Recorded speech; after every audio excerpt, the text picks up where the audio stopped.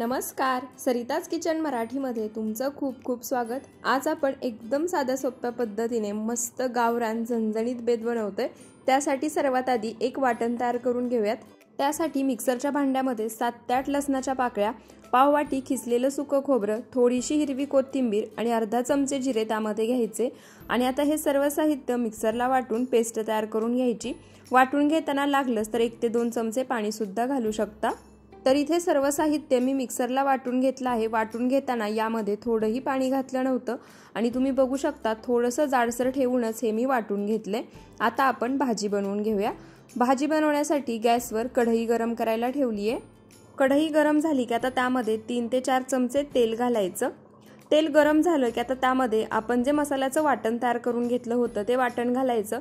त्याच सोबत 8 ते 9 कढीपत्त्याची पाने घालायची आणि आता हे वाटण कच्चेपणा जाईपर्यंत आणि तेल सुटेपर्यंत तेलामध्ये छान असं परतून घ्यायचं। तर इथे वाटण मी कच्चेपणा जाईपर्यंत आणि छान तेल सुटेपर्यंत परतून घेतले।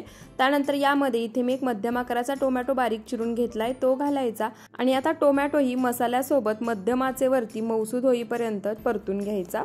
तर इथे मी टोमॅटो मसाल्यासोबत छान मऊसूद होईपर्यंत परतून घेतला आहे। आता यामध्ये काही पावडर मसाले घालायचे।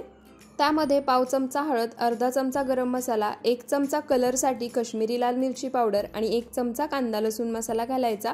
तुमच्याजवळ साठवणीतला जो मसाला असेल तो इथे तुम्ही वापरू शकता।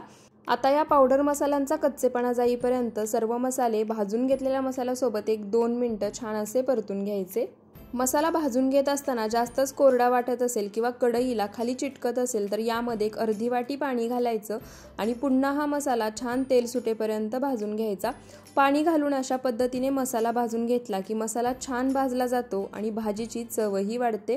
तर इथे तुम्ही बघू शकता मसाला छान तेल सुटेपर्यंत मी भाजून घेतला आहे। मसाल्याला मस्त बाजूने तेल सुटलेलं दिसते। त्यानंतर इथे मी एक दोडका त्याच्या शिरा काढून छोट्या तुकड्यांमध्ये चिरून घेतला आहे। तो चिरलेला दोडका या मसाल्यामध्ये घालायचा। तुम्ही या ठिकाणी तुम्हाला जशा या दोडक्याच्या फोडी करून घ्यायच्या आहेत लहान मोठ्या त्या आकारानुसार हा दोडका चिरून घेऊ शकता। त्याचसोबत इथे मी पोहे खायच्या चमच्याने 3 चमचे चवळी एक अर्ध्या तासापूर्वी पाण्यामध्ये भिजत घातली होती।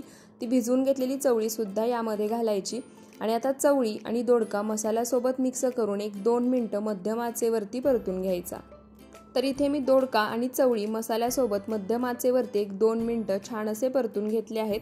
त्यानंतर आता यामध्ये पाणी घालायचं। तर इथे रस्सा बनवण्यासाठी मी 2.5 ग्लास पाणी घालणार आहे। ही गावरान पद्धतीची झणझणीत रस्सा भाजी मी 4 ते 5 लोकांसाठी बनवतीये। त्यानुसार मी यामध्ये पाणी घातले। तुम्ही जेवढ्या लोकांसाठी बनवायचे आहे त्यानुसार पाण्याची क्वांटिटी कमी जास्त करू शकता। तर इथे मी 2.5 ग्लास पाणी घातले। पाणी घातल्यानंतर आता यामध्ये चवीनुसार मीठ घालायचं आणि हाय फ्लेमवरती या रस्सा भाजीला एक उकळी काढून घ्यायची। तर इथे मी हाय फ्लेमवरती या रस्सा भाजीला एक उकळी काढून घेतली आहे। आता ही रस्सा भाजी आपण एकदा मिक्स करून घेऊया। रस्सा भाजी मिक्स करून घेतली की आता गॅसचा फ्लेम मीडियम टू लो ठेवायचा आणि 15 ते 20 मिनिटं ही रस्सा भाजी छान अशी शिजवून घ्यायची। चवळी आपण आधी भिजवून घेतली आहे त्यामुळे लगेच शिजते। तरीही जर तुम्हाला वाटत असेल चवळी शिजणार नाही तर चवळी शिजवून घेऊन तुम्ही घालू शकता किंवा ही भाजी जशी कढईमध्ये दाखवली आहे त्याच पद्धतीने कुकरमध्ये करून कुकरला 2 ते 3 शिट्ट्या करून घेऊ शकता। तर इथे 20 ते 25 मिनिटं ही रस्सा भाजी मी शिजवून घेतली आहे आणि तुम्ही बघू शकता या रस्सा भाजीला कलर किती छान आलाय। वरती तुम्ही तर्री सुद्धा पाहू शकता। त्याचप्रमाणे या रस्सा भाजीचा सुगंध अगदी घरभर पसरलाय आणि चवीला तर एकदम भन्नाट झाली आहे।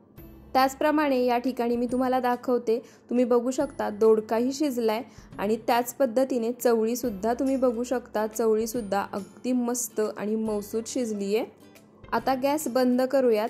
चवळीची भाजी शिजेपर्यंत त्यासोबत खाण्यासाठी मी भाकरी आणि भात सुद्धा बनवून घेतला आहे।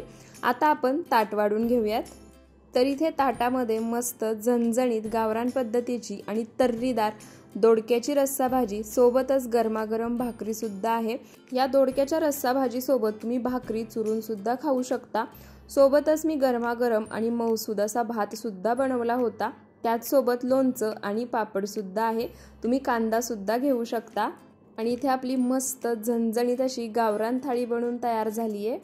जर तुम्हाला आजचा हा रेसिपी व्हिडिओ आवडला असेल तर व्हिडिओला जास्तीत जास्त शेअर करा, लाईक कमेंट करायला विसरू नका आणि अशाच रेसिपीजसाठी सरिताज किचन मराठीला सबस्क्राईब नक्की करा। व्हिडिओ शेवटपर्यंत पाहिल्याबद्दल खूप खूप धन्यवाद।